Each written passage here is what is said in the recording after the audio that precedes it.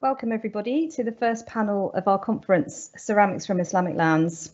I'm Mariam Ross-Rowan, curator in the Middle Eastern section at the V&A, and I'm moderating this panel, which is entitled The Islamic Mediterranean, Expanding the Canon.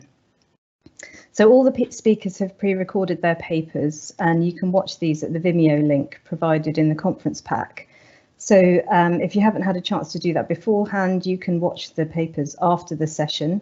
And this link will stay up until around the 6th of August, 2 weeks after the conference. So in this session, the speakers will each give a short recap of their paper for a few minutes each. I'll then ask them all a question, and hopefully this will lead to a general discussion between the panelists for about half an hour. And during that time, please post any questions that you have in the Q&A box, as we'll open it out to a wider question and answer session for around the last half hour, or we'll see how we go. If we're getting lots and lots of questions in, then I might open it earlier. I'll keep introductions to a minimum, as you all have the speakers' biographies in and abstracts in your conference pack, and a reminder that we're recording the session and that we plan to post it on the V&A website soon. So I'm going to just introduce the speakers in order of the papers in the panel. And the first speakers who are going to give a recap are Sonia Gutierrez-Lloret and Victoria Amoros-Ruiz, and their paper was entitled Changes and Survivals in the Ceramics of Early Al-Andalus. Hello, good morning, everybody. Well, our paper is basically the work of the last decade in the Iberian Peninsula and the different acknowledgement about the pottery of the early Al-Andalus. The most important part of this paper is present the big difference between the 8th century and the 9th century in the Iberian Peninsula. I think that this is what is now most important in Al-Andalus pottery, in early Al-Andalus pottery, is the recognition of the 8th century, and now we are able to speak about this early context. Compared with other parts of the Islamic territory. So I think that this is the important part of the paper. Well, thank you. Well, we'll elaborate more in the discussion sessions. So we're next going to hear a recap from Elena Salinas and Trinitat Pradell. It's Trinitat who's actually going to give the recap. And their paper was entitled Production of Islamic Tin. Sorry, I'm giving you the wrong title there. It was entitled Glazed Ware in Al-Andalus, Local Innovation and Technical Transfer. Well, I just gonna read to make it short, okay? This study is the compilation of 5 years' work and the Marie Curie grant of Dr. Elena Salinas. The object to understand the beginning of glazeware production in medieval Spain based on the archaeological excavation of the last decades. The complete disappearance of glazewares in the peninsula during the Visigoth period is well known. The Roman lead glazing technology was completely lost, contrary to what happened in other regions in the Mediterranean, like in Byzantium or in Italy. The first glazed wares produced are associated to the Islamic region, Al-Andalus, and the analysis of the archaeological findings from the 2 earliest workshops, Cordoba and Pechina, dating the last quarter of the 9th century, has given the key. The analysis has demonstrated that transparent lead glazes, amber and green, were obtained by a complex process. First, the lead glaze was obtained, then the lead glass was crushed, mixed with water and probably some Arabic gum, and applied over the biscuit-fired ceramic. The glazes were fired until they softened and adhered to the ceramic. This process of production is unnecessary, and it links the lead glazed wares to the production of lead glass. Very recently, evidence of the local production of blown lead glass dated in the first half of the 9th century has been found in Cordoba, thus earlier than the glazeware production. These blown lead glass objects were mainly used as tableware by the court. The production of blown lead glass, although not unknown, is quite exceptional. Lead glass was reinvented in Cordoba and afterwards used for the production of glazed wares. There is a period dating between the last quarter of the 9th century and the first quarter of the 10th century when this plain lead glaze production coexists with polychrome lead and thin glazed wares. The lead glazed are high lead time, and the polychrome decoration are also fritted and applied on the top of the transparent glazes. The polychrome tin glazed works are produced in the same way, but using a tin glaze as a background. The vessels are foodless with simple shapes and geometrical decorations. After the establishment of the Caliphate by the Caliph Abdurrahman III in 929, the polychrome tin glazed works became part of the demonstration of his political power. The shapes are more varied, the decorations more sophisticated and of a higher quality, and are known as verde manganeso. The workshop was found in Cordoba, and the analysis has shown that the tin glazes were produced applying calx, plant ashes, and sand on the top of the biscuit-fired object. The calx was obtained by oxidizing metal fragments of lead and tin together. Lead and tin melt between 100 and 200 degrees and are converted into oxides at higher temperatures.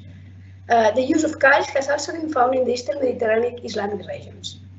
So our results have demonstrated that the lead glazed ware was an autochthonous invention sometime in the second half of the 9th century and linked to the production of long lead glass. At least two workshops, Pechina and Cordoba, have been found. During a very short period dated between the last quarter of the 9th century and the first quarter of the 10th century, polychrome lead and tin glazed wares coexist with plain lead glazes. Polychrome tin glaze developed further under the Caliphate after 929 and was produced in Cordoba. Tin glaze was produced in the same way that was produced in the early Eastern Islamic regions. In the second half of the 10th century, quartz instead of tin was used in Ifriqiya in Tunisia for the production of polychrome opaque glazed wares. Therefore, for now, Al-Andalus appears to be the first place in the West and Central Mediterranean where tin glaze was produced. And we can discuss a little further in this session. And thank you.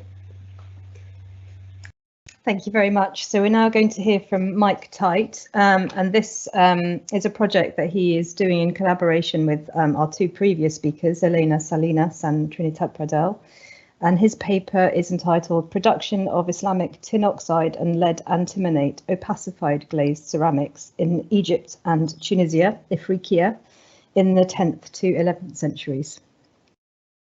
Well, in the polychrome glazed bowls produced in Egypt during the Abbasid period in the first half of the 10th century, a yellow lead antimonate opacifier was used rather than the lead stannate opacifier, which had first been used in Egypt and the Levant in the 8th century, and together with white tin oxide opacifier had then spread eastwards throughout the Islamic world.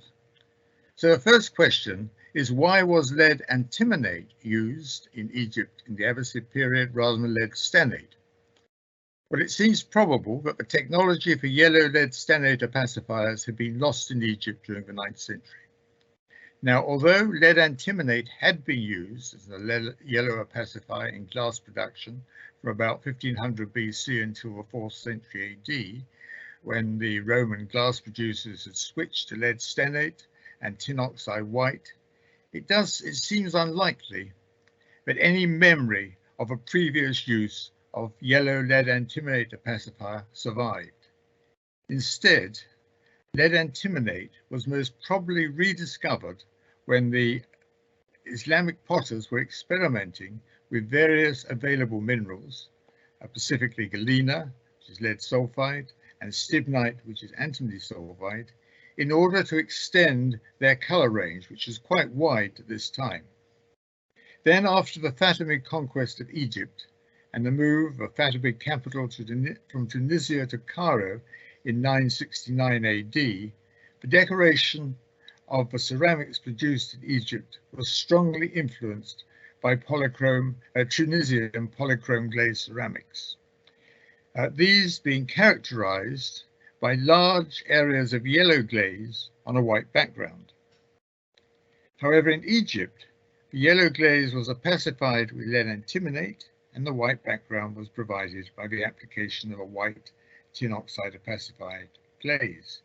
In contrast, in Tunisia at this time, the yellow glaze was transparent and colored by iron oxide, and the white background was produced either by whitening the surface of the clay body by the addition of salt water, or by applying a glaze opacified with undissolved quartz particles, which is not such a good opacifier as either tin oxide or lead antimonate.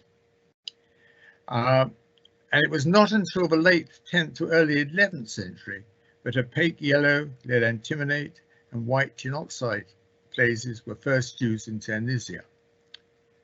Therefore, I think we've established that the technology for the production of opaque yellow lead antimonate and opaque white tin oxide glazes spread from Egypt to Tunisia and not from Tunisia to Egypt, as sometimes argued. Subsequently, this same opaque glaze technology spread from Tunisia to Sicily and other areas in North Africa, such as Libya and Algeria. However, as discussed in the previous paper, this technology did not spread to Andalus in Spain, where opaque white tin oxide glazes were already being produced, the technology having been introduced into Andalus from the Eastern Islamic world, not from Egypt and North Africa, which is the area I've been talking about. Thank you. Thank you very much, Mike. So we're next going to hear from Matteo Randazzo, and his paper is entitled Ceramics from the Emirate of Crete, 820s to 961 AD, and their connections with contemporary Islamic lands. So, hello everyone. In my presentation, I have discussed a group of ceramics from the Islamic Emirate of Crete, trying to show their broader connections with contemporary Islamic lands.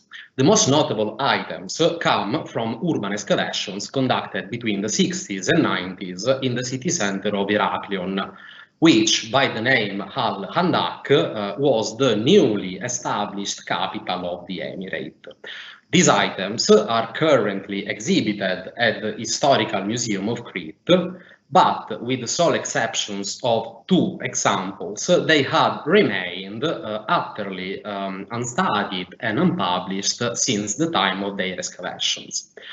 Among these items, there are two glazed ewares with the bodies entirely covered with incisions resembling metalwork. There is one polychrome bowl, both glazed and unglazed drinking pitchers, one glazed bottle, a number of small cups, which could well be local product, and 3 oil lamps that are definitely local products. Now, according to the, above all, morphological, technological, and decorative features of these items, I have tried to underscore how these ceramics fit perfectly within the record of contemporary ceramics produced and circulating in other territories of the Islamic world, ranging from Iran all the way to Al-Andalus through the Levant, Egypt, and the Maghreb. Therefore, this suggests a level of integration of Handaki citizens in patterns of culinary and perhaps social habits and practices that were shared with other Islamic lands. In addition to the pottery from Heraklion, I have also briefly discussed the distributive patterns of Islamic ceramics across Crete, and this evidence is rather ephemeral. Indeed, according to the present state of the research, there are only two contexts yielding Islamic pottery. One is Knossos, that is right in the hinterland of Heraklion, and a small assemblage of pottery was found in the 70s, showing a marked domestic character, comprising cooking pots and other utilitarian coarse and plain wares. The other context is farther inland, in the Amari Valley, Vizari, although unfortunately the ceramics from this site were not available for study, so we can only rely on black and white photos of the 50s. Anyway, according to this general absence of Islamic pottery outside Heraklion, I have supported archaeologically an argument that had already been made on historiographical basis that there was never a systematic process of cultural Islamization outside the capital of the Emirate. In other words, it would seem that throughout the period of the Emirate, which lasted for just about more than 100 years, the bulk of the Muslim population remained clustered in their capital. And this model accords quite vividly with that has been formulated for some other regions that entered within the sphere of the Dar al-Islam between the 7th and the 12th century, such as Egypt, Syria, Palestine, and the Gao region in Western Sahel, where it has been argued that throughout the first 100 years following the conquest, the bulk of the Muslim population remained nucleated in their garrison cities and capitals, meaning a very low impact of cultural Islamization in the countryside. Basically the same that has emerged from Crete. Thanks. Thank you very much, Matteo. And our last speaker in this panel is Yona Waxman, and her paper is entitled Interactions Between the Islamic and the Byzantine Worlds, Technological Issues in Pottery Manufacture Raised by Recent Large-Scale Excavations in Istanbul and Thessaloniki. Thank you, Mariam. Good afternoon or good morning, depending on where you are. The construction of a metro in Istanbul, Constantinople, and in Thessaloniki, that is the two largest cities of the Byzantine Empire, led to large-scale excavations in the last decades.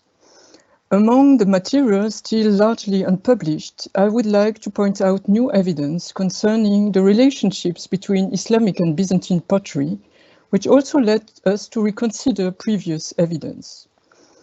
This evidence is related to pottery technology on two specific points, kiln technology and glaze technology. Concerning kilns, the Thessaloniki excavation showed evidence for a kiln with clay rods or clay bars, which are set radially in the kiln and use F-shells for glazed pottery during firing. This model of kiln is well known in the Islamic world, from Al-Andalus to Afghanistan, and we'll see nice examples in the presentations of our colleagues. And it was so far considered as a model of Islamic kiln, and I put some brackets here. However, the kiln in Thessaloniki, which is dated back to the 11th century, led Konstantinos Raptis, an archaeologist of the Ephorate of Antiquities of Thessaloniki, and his colleagues to look for evidence of other kilns of this kind in Byzantine context and in the sphere of Byzantine influence. And actually, several examples were found, including in the very center of the Orthodox world, that is the Athos Mount. So maybe it shouldn't be considered an Islamic kiln anymore.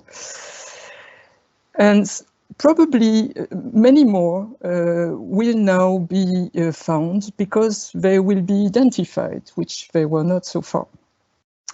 An example of these kilns was also found in the excavation of the Vesnecile metro station in Istanbul. Furthermore, parts of the clay rods are made of a white firing clay. Thanks to chemical analysis carried out in my lab in Lyon, these kiln rods enabled us to definitely show the Constantinopolitan origin of at least part of the production of a category of Byzantine pottery called polychrome whiteware, including examples from the excavation at Saraçhane in Istanbul. This brings us to the second feature that I mentioned, glaze technology. These polychrome whitewares, which exist both as pottery and architectural ceramics, attracted the attention of several museums, such as the Louvre and Sèvres Museum, the Walter Art Gallery, and the Barton Oaks collection in the USA, because they present sophisticated decoration, including representation of saints used as icons. The architectural ones were the subject of a synthesis directed by Sharon Gaster and Julie Laufenberger, including archaeometric studies carried out by Anne Bouquillon, Julie Laufenberger, and their colleagues. Their analysis showed a variety of techniques and of raw materials unparalleled in other Byzantine ceramics, the use of pigments such as cobalt, and of glaze recipes, including alkali fluxes, which enable, for instance, the creation of the turquoise color, so common in the Byzantine world, but otherwise never found in Byzantine pottery. So the excavations in Constantinople and Thessaloniki provide evidence and lead us to reconsider previous evidence, which indicate more connections in terms of pottery technology between the Islamic and the Byzantine world than was thought previously thought. Thanks. Well, thank you very much, everyone. So I think what's exciting about many of the papers in this panel is how it's reflecting archaeology of very recent years, and how that's changing the picture of what we thought we knew about ceramic traditions in these regions and societies. Especially that archaeology is starting to make visible very early periods for which we have limited textual or historical evidence, and showing us processes of cultural and societal change, what we call Islamicization. That these processes of change are not linear and that they happen differently in urban and rural centres, or at different speeds. Also, the importance of looking to domestic pottery, as these objects of daily use are what really reflects these social changes, and that was what came out for me from Sonia and Victoria's paper especially. So a common thread seems to be that the 8th century is becoming increasingly visible, but these processes of change are not really embedded until the middle of the 9th century.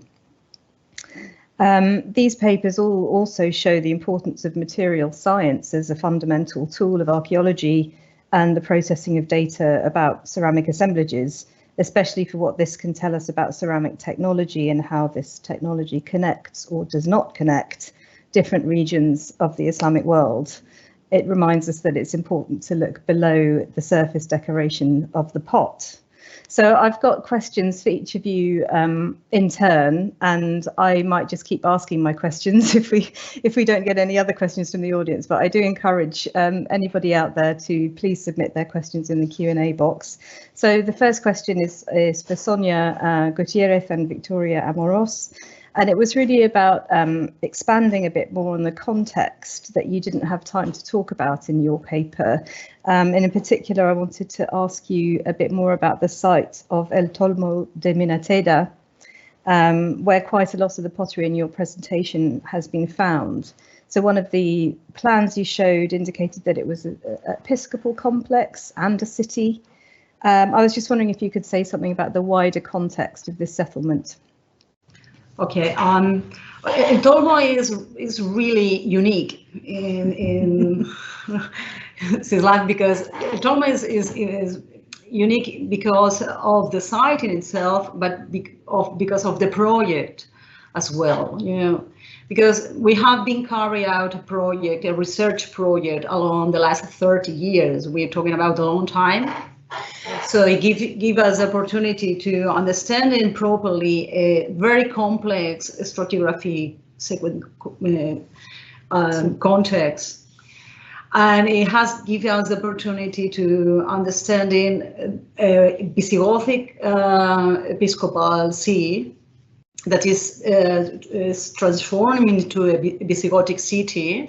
That is really important at the end of the 7th century, and it's really important city when arrived the Islamic world at the beginning of the 8th, that it continues to be as important urban center along all the 8th century, and it transformed into like a rural settlement along the 9th century.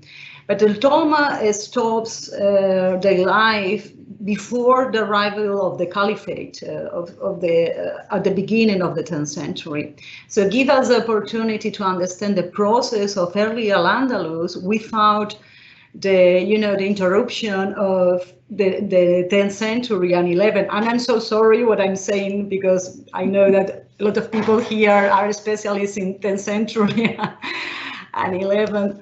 But the Tolmo gives us the opportunity to understand the early Al-Andalus but I have to say, we have to say, Sonia, we have to say that Tolma is really really specific in a time lapse, like chip, like the paper of Mateo. And we can speak about the process of Islamization in a determined period of time, and in an urban place. That is really important as well, because at least in Al-Andalus exists great difference between rural settlements and urban settlements, and inside of these urban settlements there are differences between the urban settlements close to the sea that are linked to the importations, this Mediterranean trade. And these settlements are really different from what is the in hinterlands settlements and urban settlements. So El Tolma is really important for this, and of course for the long project that we have, the team have been developed in the last 3 decades. So it's a long project.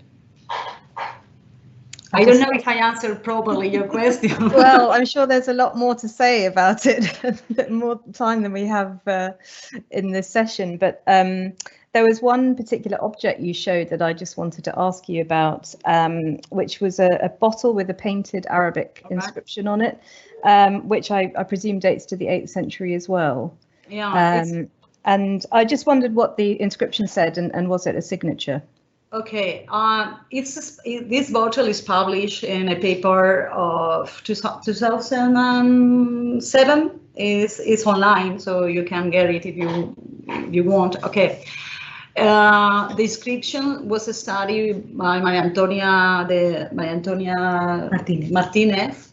Is a very important Arabist from the Malaga University, and the inscription said, Sadid ibn Tabak, that is the name of a person, was in a mosque, right?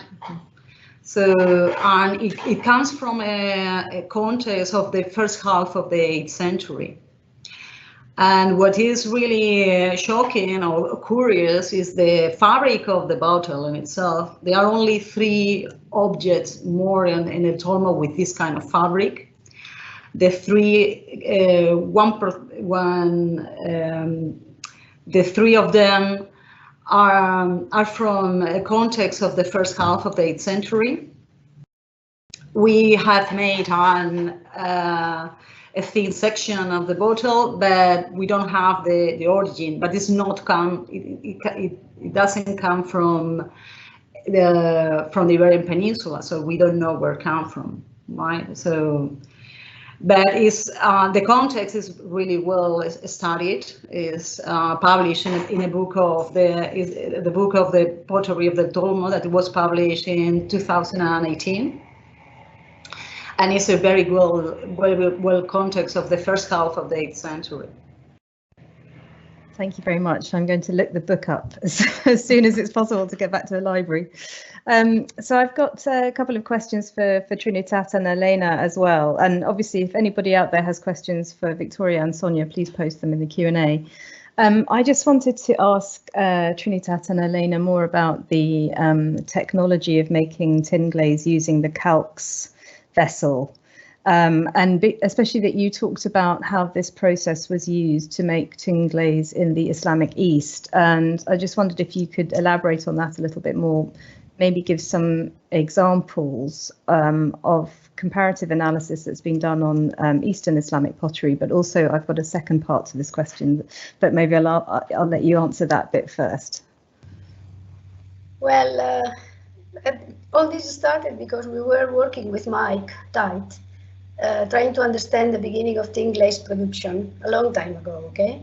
And we just started working with material from Egypt, 8th century, and it has a yellow tin glaze, okay? So we started trying to dig out the difference between the yellow tin glazes and the white tin glazes, which at the end, it just was the thesis of Mujam Maten, okay? And the fact is that it looks like they started producing a yellow lead tin glaze, And then they also moved, probably not because but by mistake, but because they knew how to the production of white glazes. And it was just to change the composition in order to get a better yellow or a better white, okay? And the yellow is a very high, has to be a very high lead glaze, very high, above 60, 65% or more lead oxide. And you add the tin oxide to produce the yellow particles. Then the yellow particles are stable, and you see the lead tin oxide particles, which give the yellow opaque effect. But you need a very high lead glaze. But the thing is not only that, but how you make it. Well, in fact, if you try to do that directly, it's very difficult to melt the whole thing together. So what they really did was, and there are some evidences, and Jean-Martin did a lot of work on replication, that they were melting together lead and tin in the different amounts you want the metals, okay, together, okay? They melt at very low temperatures, both, okay? But then you keep the temperature higher, probably around 600 degrees. That's our experience, but it's my experience, okay? And at this temperature, with a lot of air, and you stir a lot, you produce the oxidation of this melt, okay? And that produces a sandy-like thing, which we call calx. And this calx is a mixture of lead oxide, tin oxide, and lead tin oxide, okay? On different proportions. And that is what you use to produce the lead glaze. You mix it with quartz or more lead, what depends, okay, and you produce the glaze. And that melts very well, right? If you want to produce a white, you could go to a bit higher temperature, reduce the amount of lead, and then you produce a white. And because the tin oxide precipitates. But it's a bit difficult, okay? So it's easier if you add some plant ashes, and that's what Mujane demonstrated in her thesis. So if you add some plant ashes, you produce easily a white glaze. And I think that they did it because when you analyze the white glazes and the yellow glazes from the eastern territories, Egypt, Syria, around there, you always find that the white glazes contain higher amounts of sodium, calcium, magnesium, what is connected to the plant ashes. Okay, and the contrary, the yellow glazes are very high lead glazes, but they don't contain all this. So I think that with the analysis of the materials in Egypt, Syria, in Iran, and all this area, she quite demonstrated that they were doing this. Okay. In Al-Andalus, we found a crucible inside which we found evidences of the melting and roasting of lead and tin together. So that for us means that they were also using calx, okay? And it's just the calx, the lead and tin roasted together. But if you want to understand the composition of the glazes, then you have to add some plant ashes. So I think, and quartz, of course. So I think that they were using the same technology. And this means that there must be a link, because this is not something that you just come out, you know, there has to be a link between both, okay? So that's what that made us to suggest that there was a direct link with the Eastern territories. And that's it. So that brings me neatly to the second part of the question, which was because you mentioned the sort of direct link between Al-Andalus and the Abbasid world being how this technology transferred. Would it require potters themselves to move and bring the technology with them? That was really the question. That's a good question. At least the material and the knowledge. Yeah, I think that something like this must have happened. Otherwise, it's very difficult. Yeah, and for what we see, there is not an expansion of tin glaze so fast on the Mediterranean. So it must have been a direct connection with Al-Andalus, because we don't have evidences of this kind of production in the last decades of the 9th century, early 10th century in the north of Africa, up to now. And we are studying other places in Tunisia, and we don't find it even in the second half of the 10th century. So I think that, yeah, I think that it must be some kind of direct connection. But I think Elena can say something, because there were, you know, historical reasons, political reasons why the connection must have been with the Abbasids and not with the Fatimids or the people or people living in the north of Africa. So maybe she has something to say about it. Elena, you're on mute. Yes. Yeah, it's okay. Yeah. All right. We don't have enough data, but we think that it was a technological transfers, maybe with a movement of Potter, because we brought both the thin glaze technology and also they brought a new type of kiln in Al-Andalus, in Iberia Peninsula, that was the rod kiln. So we found in the same workshop that we found the archaeological excavation, the calx crucible. We found also bulk kilns with tin outside there to that. So it seems that the technology it was like a pack, no, together. And before they used another type of kiln in Al-Andalus. So it's difficult that we had only the knowledge, the transfer the knowledge. They had to know how to build this type of kiln specifically. So yes, we think that, yes. I think that Yona Waxman has something to say on this subject. So we're going to, she's worked also on material from Ifriqiya. Yes, actually, first I would like to say that I'm really impressed by the Spanish material, and both by the synthesis of Sonia Guterres and Victoria Amoros, which shows well all the complexity of the Islamization process, and by the study on the wonderful workshop material of Cordoba. I'm very jealous, no, not jealous, but we don't have such things in the Eastern Med.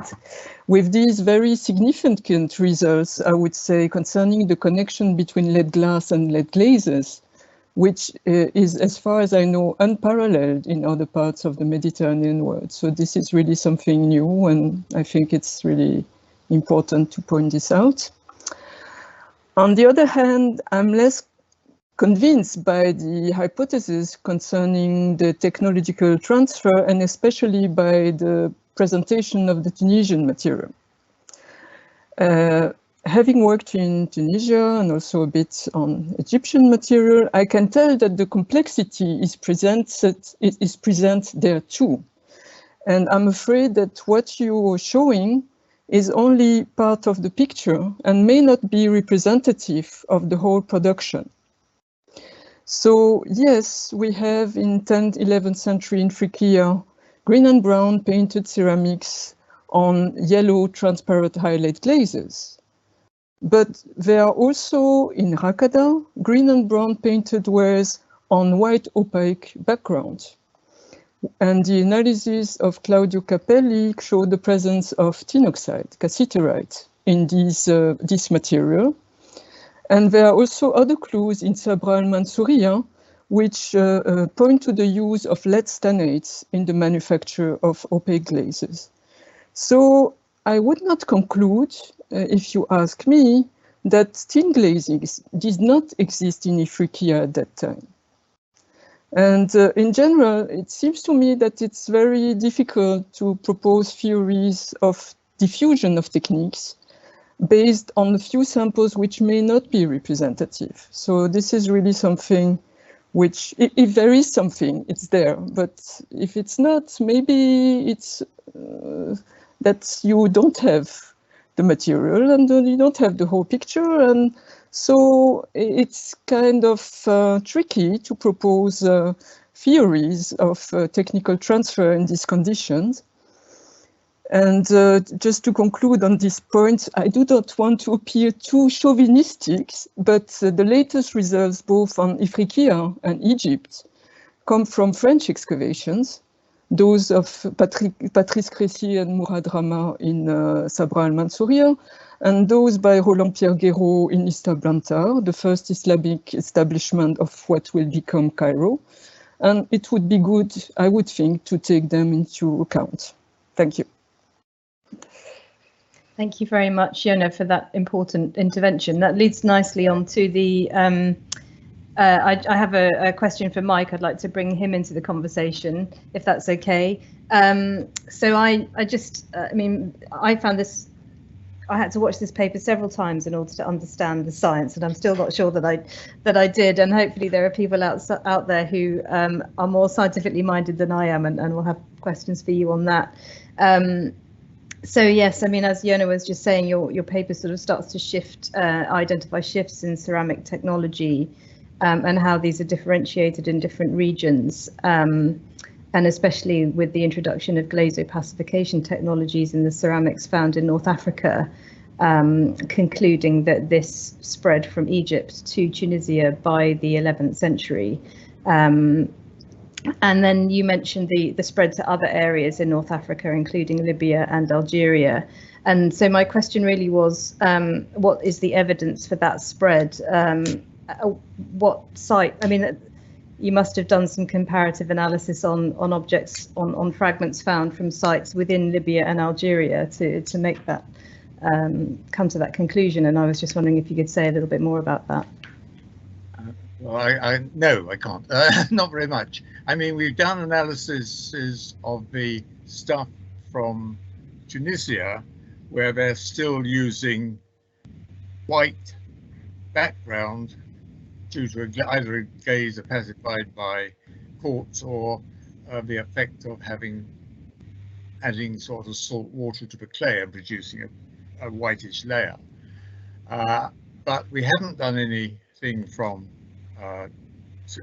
either Algeria or Libya. I'm relying on my co-authors advising me that exists. Regarding the other, Palermo, yes, I know of data of the use of lead antimonate, yellow and tin oxide, certainly from analysis which have been done by Testolini in the sort of Barcelona lab.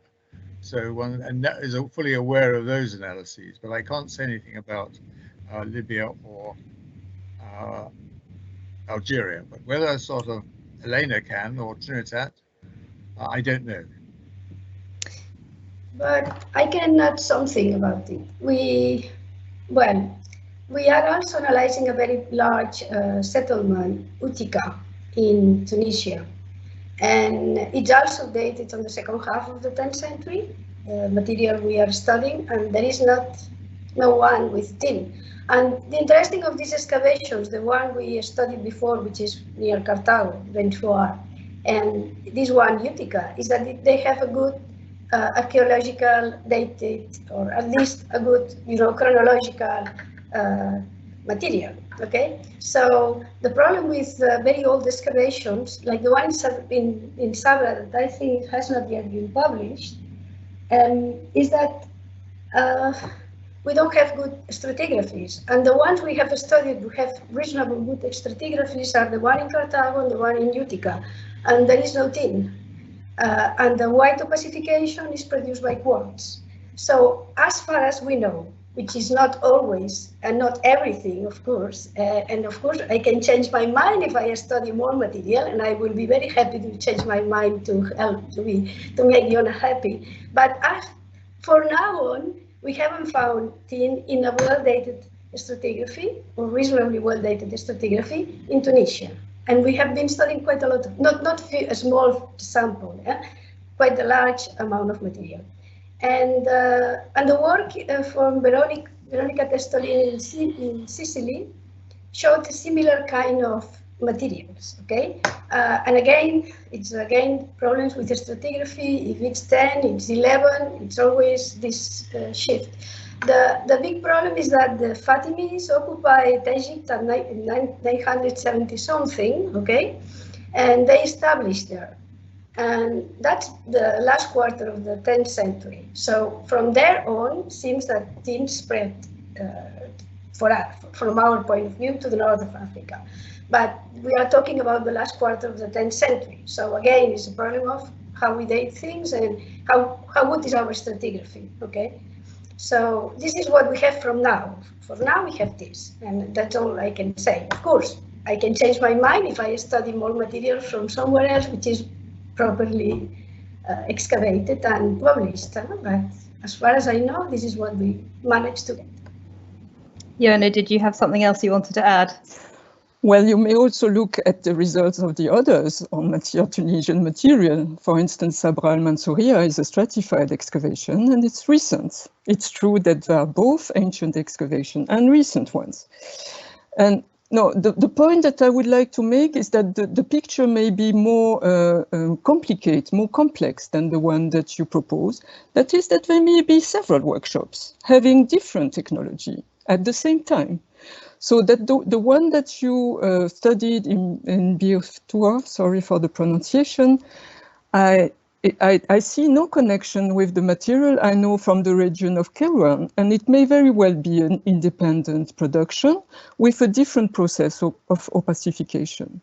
And I think it's something conceivable. It's not something that we, I think it's part, again, as I was saying, the first communication shows us the complexity of things. And I think we also have to take this complexity into account. And I'm very happy that you brought the question of chronology, because I work mostly on archaeological material. And I think it's very difficult to work with museum material to build technological theories, because if you don't take the latest results of archaeology into account, the chronology, the provenance, the representativity, because these collections were mostly chosen among the best examples. So these are questions which are really, I'm concerned about. And yes, publications take longer, it's true. But still, I think we have to look closely into all these issues. Thank you very much. I want to move on to Matteo. I think we could get stuck on tin opacification for for a longer conversation. But I'd like to bring Matteo into our discussion, and I just wanted to say thank you very much for bringing Crete into the picture of the Islamic Mediterranean. So I'm hoping that there are people in our audience who might be able to help you verify some of your attributions that you suggest, or or have other attributions for you. But also just wanted to ask you a little bit more about the archaeological context. So, I mean, you talked about the limited material available and the general absence of ceramic evidence. And you've mentioned now in your recap that all of the pieces that you talked about have been found in historic excavations. I'm just wondering if you could say something more about the state of medieval archaeology on Crete today. I mean, thinking about its important classical past, is there a general lack of interest in the medieval past? And do you think new excavations would contribute new ceramic finds from the period of the Emirate? So, first of all, thanks for allowing me to bring Crete on this wonderful avenue. So answering your question, I do believe that the richness of the islands in terms of Minoan and classical cultural heritage has certainly been an obstacle for the emerging of a focused archaeological research on the medieval period. Although in the last, let's say, 2 decades, there has been a lot of focus, especially on the Byzantine period, both preceding the Islamic conquest, that is up to the early 9th century. And in this regard, there are some leading excavations in Gorthin, in Elefterna, Preniatikopyrgos, Psira, and so on, that are in different areas of the island.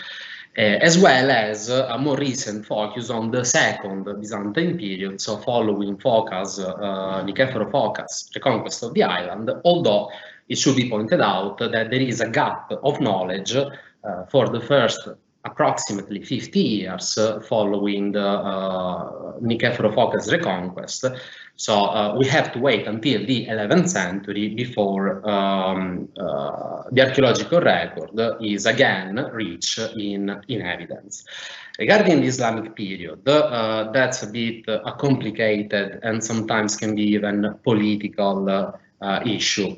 As far as my understanding goes, besides a scholarly obscurantistic view of this period, which was very much reliant on textual sources describing the Emirate of Crete as a nest of pirates, and they were basically a pain in the neck for Byzantium and the Aegean.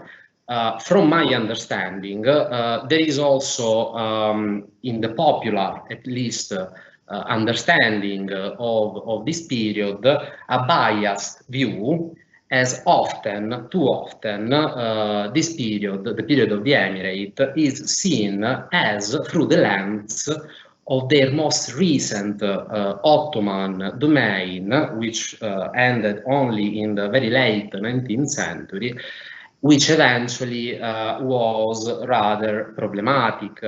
So often the period of the Emirate and that of the Ottoman domain have been put as if in the same context. However, we know that analogies are very, very limited and only relative to the common Islamic faith. Except for that, cultural background, social practice, everything was different. But this is still, it's difficult to throw away this stigmatized view of the Islamic Emirate. And the basically the lack of archaeological research into this period partially reflects this. Regarding the new excavations, well, ongoing extensive projects in those sites I mentioned before, they have found evidence dating to the period of the Emirate, but interestingly enough, those are not, these evidence don't belong to Islamic material culture when pottery is considered. Instead, there are evidence of pottery connected to Byzantine traditions, such as glazed whitewares and amphorae of the type Saracen 45 to 54. So if that means that these local communities across the Cretan countryside had retained some degree of connections, cultural, economic, with Byzantium, this is still, the evidence is still too ephemeral to reach definitive conclusions. It's still the tip of a much bigger iceberg. So definitely more research is very welcome, totally needed. You mentioned as well that there hadn't been any petrographic analyses done on the ceramics that you were talking about, and I just wondered what you thought were the possibilities of being able to do that. Yes, to be fair, I did apply for permits to conduct petrographic analysis on the items exhibited at the Historical Museum of Crete. For instance, there is both drinking pitchers, both the glazed and unglazed. They have been partially restored, but there were some spare sherds fragments left inside the pot. So I gave for granted that I could have access to these spare sherds in order to conduct petrographic analysis. And I don't hide my disappointment when my request was turned down. So, but this is beyond me. I mean, I did this research in the framework of my PhD. So perhaps if I had, or I will have, like a bigger scholarly team behind me, or you know, more established scholarly attention, perhaps this permit can be granted. I was denied that. I'm sorry to hear that. Maybe some of the other panelists might be able to help you with, with that. I just wanted to move to Yona as our last speaker before we open out to Q&A from the audience. We seem to have quite a lot of questions, which is very nice to see. So I just wanted to say again that I was really happy to be able to bring in a paper which brought contemporary Byzantine ceramics into the conversation. This has been one of those areas where divides between scholarly disciplines has meant that Byzantine and Islamic ceramics have not been looked at together in the way they probably should have been, or at least, you know, at an early period. And it's really exciting to hear about very recent excavations in Thessaloniki and in Istanbul, and especially the evidence that's emerging from those about technological relationships between Byzantium and the Islamic world. Your paper was so clear, and you already laid out all of the questions that remain unanswered, so it's kind of difficult to know what to ask you. But I was intrigued by the fact that several of the excavation contexts you mentioned where kiln evidence was found were monastic complexes, including on Mount Athos. And I suppose that shouldn't come as a surprise. I mean, a monastic complex functions as like a city. But I was just wondering, is that common in Byzantine ceramic production, that they are made within monastic complexes? I'm afraid I'm not a big specialist of monasteries, but yes, several kilns were found in a monastic complex. And actually, one of the production of polychrome whiteware is also related to monastic complex in Bulgaria, in Preslav. Although it's not necessarily connected, it also appears, it seems, in non-monastic contexts. So there's no close, there may be some relationship, but I would leave this actually to my colleagues, Byzantinists, to show this. But it may not be necessarily so, and obviously I don't think it is the case in Istanbul, for instance. But maybe we know so little.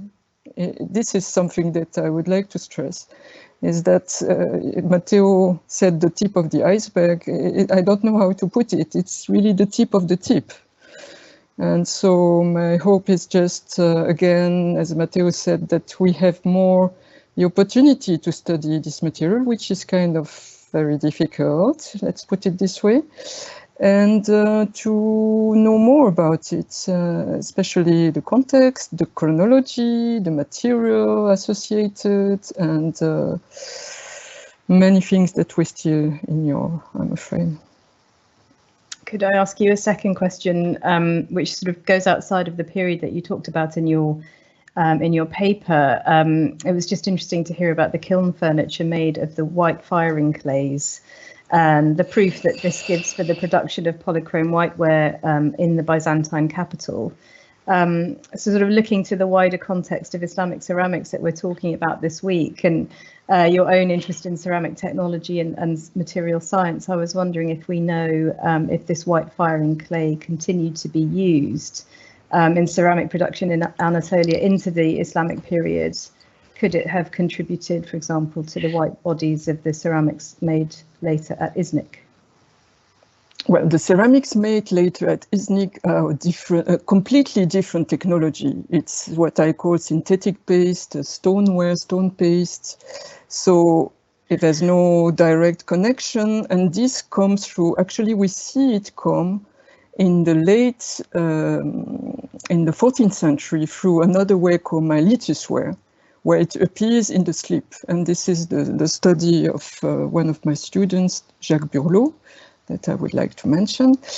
And to come back to white clays in the region of Constantinople, it was it was much talked about, but it will be a little bit long to develop why I consider that it was not proven. And so the fact that this material was used as kiln furniture, I consider it as safe local reference. It's not something that you would bring from far off. And so this is where chemical analysis came in, that I was able to compare the material of these kiln rods to actually a large family of Byzantine wares from the 7th to at least the 13th century, which John Hayes defines in the excavation at Saraceni. So glazed whiteware 1, 2, 3, 4, 5. Okay, we're not going to enter into it. And polychrome whiteware is part of the story, but separate due to its technology. But in fact, it's connected because the clay is the same as so-called glazed whiteware 2, which is a very widespread category of Byzantine pottery. So in fact, in my previous article, I put the emphasis on glazed whiteware too, because in terms of diffusion of Byzantine pottery, it's more significant. But the story of polychrome whiteware is very interesting in its relation to the Islamic world. And again, it's the only category of pottery which is in this case for Byzantium. I don't know if it answers your question. Thank you. It's obviously a much bigger conversation. Yeah, it's part Mike of the wider looks picture. like he's had something to say for a while, so I just wanted to bring him back in, and then there's quite a few questions, so let's just hear from Mike, and then should I put the helmet? I mean, well, really one basic question regarding the kilns. What was the date of the earliest Byzantine kilns that matched the Islamic ones? And what sort of kilns were being used in the sort of very late Roman period and the early Byzantine period? Were they completely different to the Islamic kilns, or is it in fact just a continuation? To what extent is what you're seeing in the Byzantine a continuation of the sort of kilns which have just been used in the Roman world and they're just continuing? If you're dealing with that glazed pottery that has to be sort of separated and not touching if it's going to fire properly. Okay, so there are two broad categories of kilns, let's put it this way. The ones which continue the Roman tradition, the regular, which appear in the Western Mediterranean at that time, not in the Islamic territories, with chamber, upper, lower chamber, and actually, I don't know this. You don't have these radial rods to support the pottery. It's a chamber with a soil with holes, more or less, and underneath there is the place where you put the firing, the combustible. Sorry, I'm losing my English. So this is it is one of the model of kilns that we find in Byzantium, but I have to stress that we don't know so many kilns. There are only a few, you know, there are not so many which I know. Maybe Matteo knows more about it, but I don't. And there were a few clues for these Islamic type of kilns in the late periods in Ceres. And now, late meaning 13th, 14th century, okay? But now the finds in Thessaloniki, which are securely dated, I understand, from stratigraphy, from the associated material, is in the 11th century. Also in Ierissos, in Chalkidiki, at the entrance of the Mount Athos, it's dated in the 11th century. Right. So right now, what we know about it is 11th century, the earliest date, but who knows, because we didn't see them. You know, they were, some of evidence were published back in the 40s in Corinth, but only now I think we start to imagine that this model of kiln could have appeared earlier on in Byzantine territories, whereas they were so clearly associated with Islamic lands so far. And they're very different to the standard Roman kiln. Exactly, yeah. Yes, okay, I think that was really the main thing I wanted to ask. So thank you very much. I cannot show pictures, but you will find them in my video. Yes, no, but I will be in contact with you by email about some of the other questions. With pleasure. I'd like to start going to some of the questions we've had from our audience. And the first question is for Matteo. So this is from Catherine Klesner. You mentioned that that a kiln was uncovered in Heraklion that showed the production of lamps. Is there evidence that they were also producing glazed and unglazed tableware that you described, or do you think the pieces were imported? So as far as published evidence goes, we do know that some oil wasters, kiln wasters of oil lamps bore evidence of glaze. So we can assume that glazed pottery was produced as well along those oil lamps. However, that's all we know, so I don't have actual evidence for kiln wasters of tablewares, of glazed tablewares or unglazed as well. I could only speculate the small cups because they were so many. could have been and all sharing the same fabrics could have been local products. Instead, all the remaining items that were available for study, they basically showed all different fabrics on a macroscopic basis. That's why I think that the previous assumption that they were imports could be actually valid. Thank you. So then there's quite a few questions for Trinitat and Elena on the issue of the glazed ceramic production in Al-Andalus. So this is first one. This is from Paul Wordsworth, and Trinitat has responded to some of these in the Q&A as well. But I'm gonna put you on the spot. So the first question is: if I understand correctly, you believe that the forms of new glazed ceramics parallel the forms of glassware, given that the glass glaze technology is transferred in that direction. Do you have an impression of contemporary metalwares at the time, and have you ruled out a connection in terms of vessel form with those? Yes, they are copying both glass shapes and metal shapes. So yes, but the technology was transferred for glass to glaze.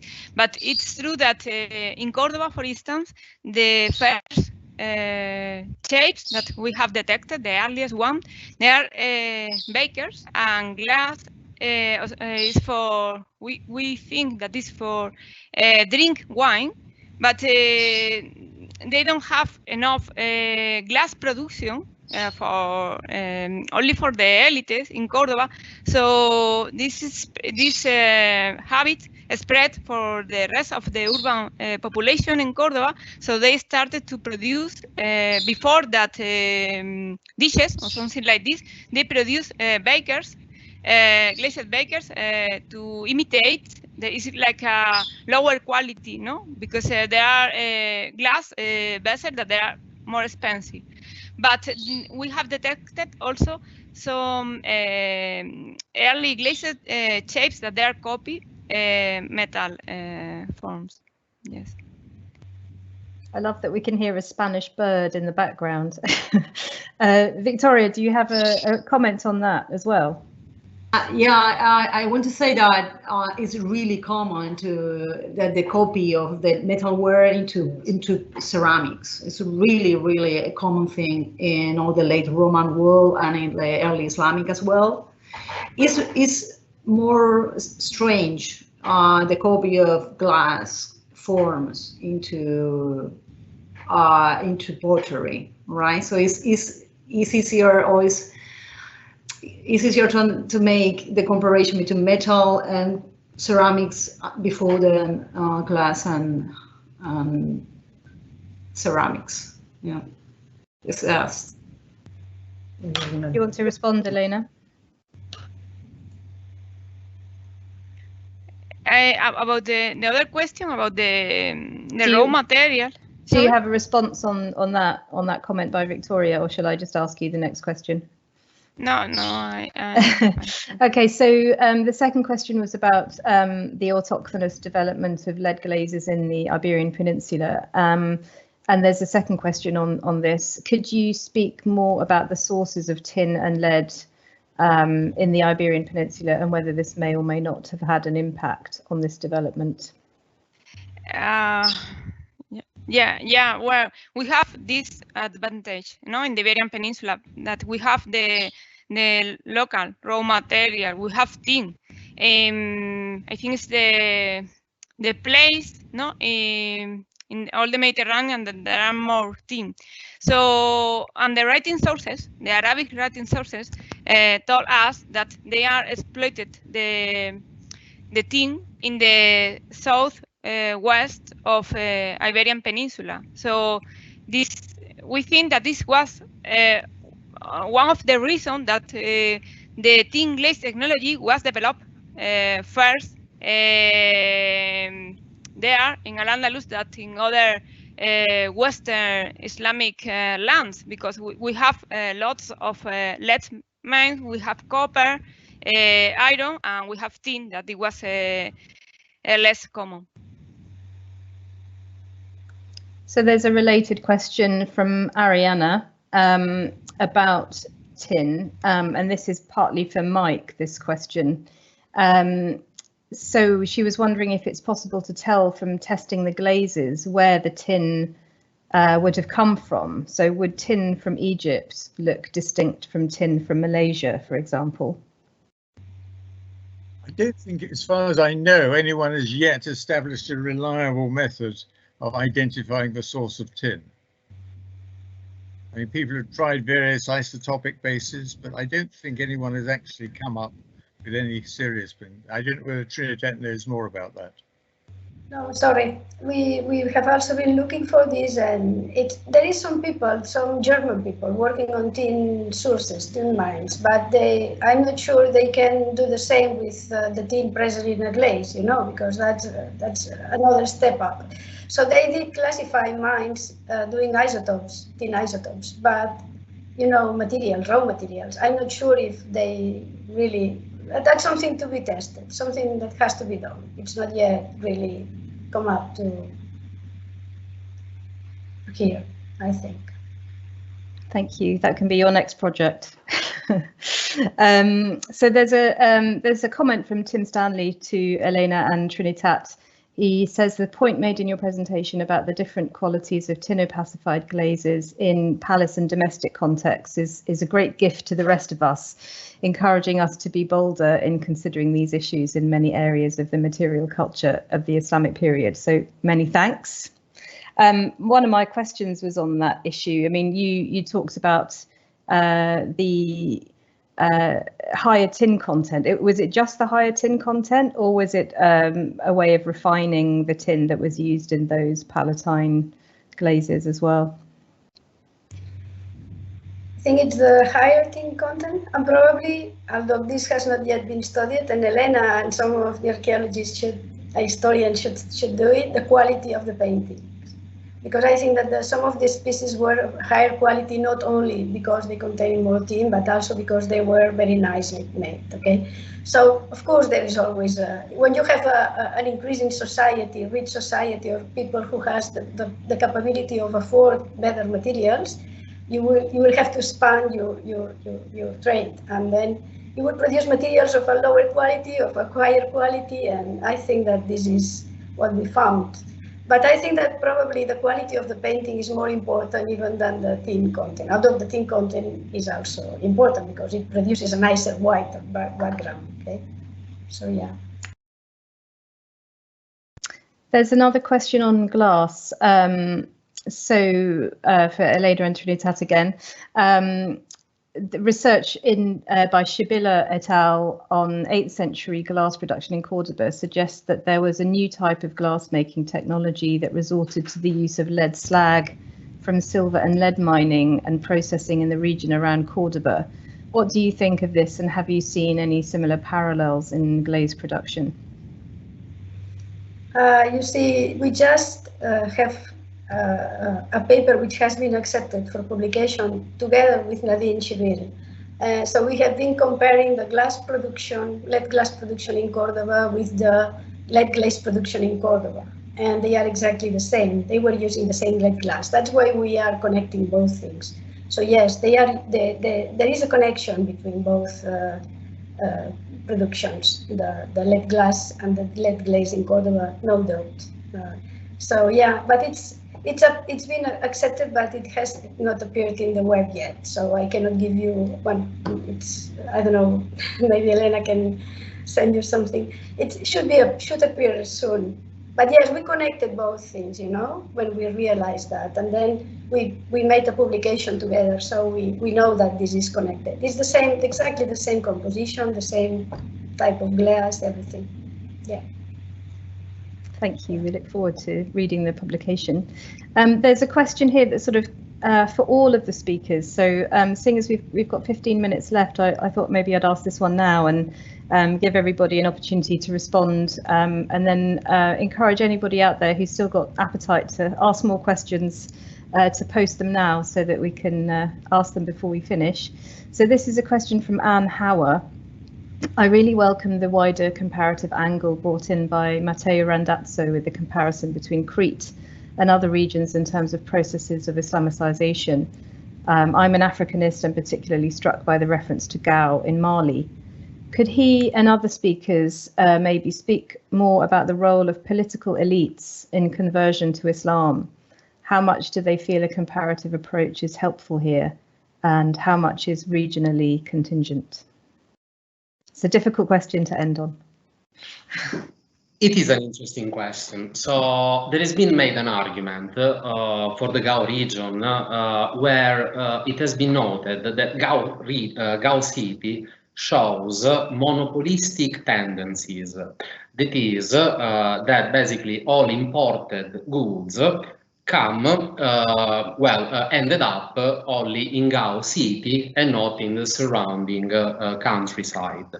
And I'm talking about Timothy Insol. He has connected this evidence with the presence of elite patterns of consumption in Gao city.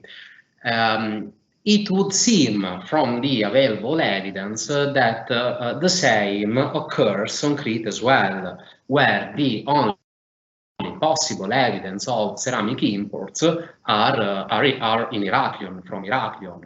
So it is possible that this consumption demand for these imported goods might indeed reflect elitarian patterns of consumption.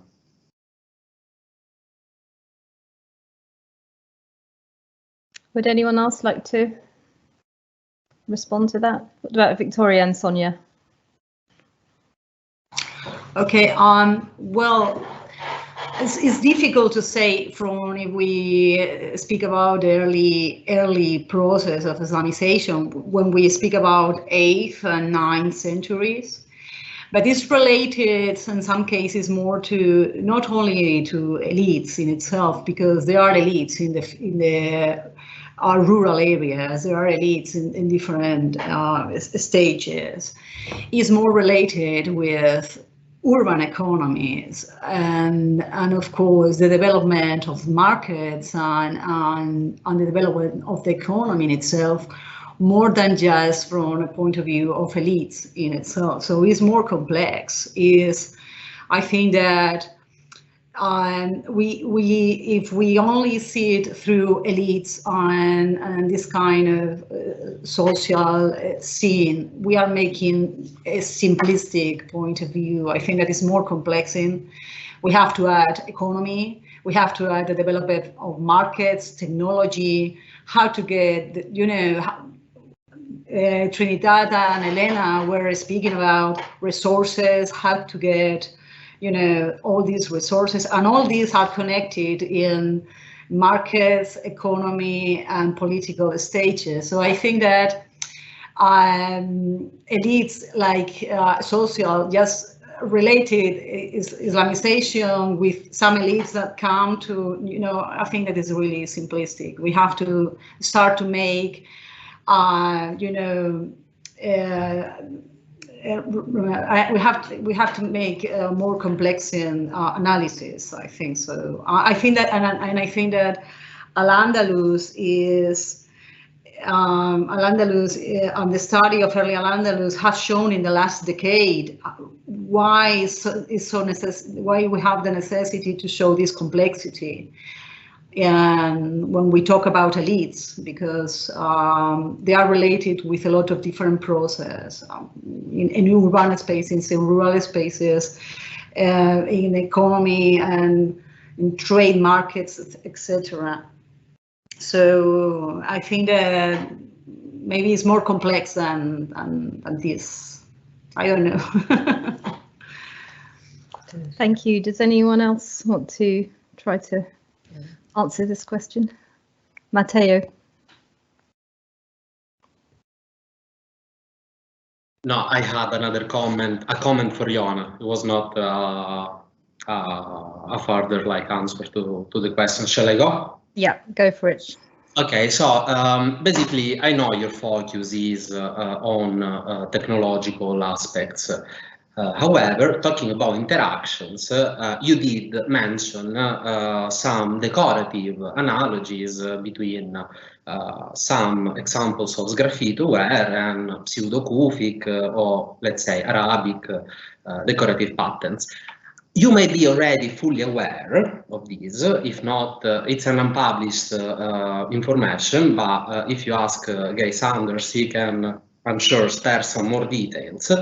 In Corinth, it has been found a local production, niche production of the 11th, 12th century of filter vases. So, you know, the famous vases with filters that are morphologically identical to those more famous circulating from Al-Andalus to the Levant. Even the handles, they show, you know, the protrusions upwards that are commonly found in the handles in contemporary examples for the Islamic world. So I just thought interesting to bring to your attention these morphological interactions between what can be defined a typical Islamic morphological prototype, which ended up to be produced, although in a very like niche way, in Corinth during the 11th, 12th century. Well, thank you very much for the information. I was not aware of this. Actually, I mentioned the stylistical parallels because this is something that has been much discussed upon. To contrast it with the technological viewpoints. But I didn't think about I didn't really think about the morphological viewpoint, also because it's not my training, to say the truth. And for sure, I was not aware that this typical Islamic form was manufactured in Corinth. So it's very interesting, and I'm going to adjust my non-theory to this new pattern. And thanks again. Mike has a question. But we can't yet. Can you hear me now? Yes. I want to just make a general point about this tin and antimony pacifiers. I think a lot of good work could be done by non-destructive analysis of glazes. All my work has been based on taking samples and looking in the SEM, but that provides a sort of background understanding. But a lot of work could be done on collections from various parts of the world, looking at the glazes to see if they have tin or antimony. And this can be easily done with a handheld XRF without any damage to the object. I think more consideration for looking at ranges of excavated material. This non-destructive technique should be borne in mind, particularly in identifying tin and antimony pacifiers. Thank you. Elena looks like she has a response to that or a comment. Well, it's a comment for Matteo. Yeah, for me, it's very interesting your presentation because as you know, Cordoba people went to Creta in the 9th century. So I was checking your presentation, but I couldn't find any parallels with ceramic because we studied a long time ago the ceramic from Shakunda, no, from the suburb that was destroyed. So it's like a different tradition. I couldn't find in your presentation a similar shape. So I think that also I couldn't identify ceramic from Al-Andalus, at least from Cordoba, from the later period. So it's true, as you see in your presentation with the parallels, because they are common shapes, no, in different Islamic Mediterranean lands, but not exactly from Al-Andalus, as far as I know. Okay. That's fair enough. And indeed, I was wondering if you could, or Trinidad could answer this question: how clear is optically when the painted decoration is executed over the glaze and not below the glaze? Because I wasn't aware of this technique, which you presented in your presentation, and immediately I suspected if also the bowl from Heraklion presented the same technique. Initially, I thought it was underlayer, the decoration. So I went back checking the photos, but I can't really figure it out. So do you think if I send you a photo or something like that, there is any way optically you could be able to get an idea of that? I'm not sure. Sometimes it's very easy, and sometimes it's very difficult. Sometimes you can see it just by eye without doing any kind of preparation, and sometimes you have to really, depends on how well the pigment has been integrated into the glaze, you know. If it's not so well, it's the temperature has been not high enough, or the time is not been long enough, which is time temperature is 2 parameters, never only one. Then you can see clearly. And depends also on the composition of the glazes. Sometimes the pigment dissolves more readily, and that's more difficult, you know. And sometimes it's really very difficult. But sometimes it's very easy because you just see that it's on top, you know. So I cannot tell you with a picture. It's not something that I can compromise myself, and I don't think Elena would either, because you know sometimes we just see, oh, this must be underglaze, and then you look at it and say, oh God, it's overglaze, and the other way around, you know. So it is a bit difficult. I can't tell you it's not that straightforward. No, it's not straightforward. So let's leave it a question mark. I'm sorry, I would like to, but it's right. Let's leave it a question mark. Yona, it looks like she has something to add. Well, I think it's a nice illustration of the limits of the non-destructive approach, because you don't see the actual structure in the cross-section of the different layers. So I'm afraid that even though there are nice applications of portable XRF, for more thorough investigations, sampling may still be requested.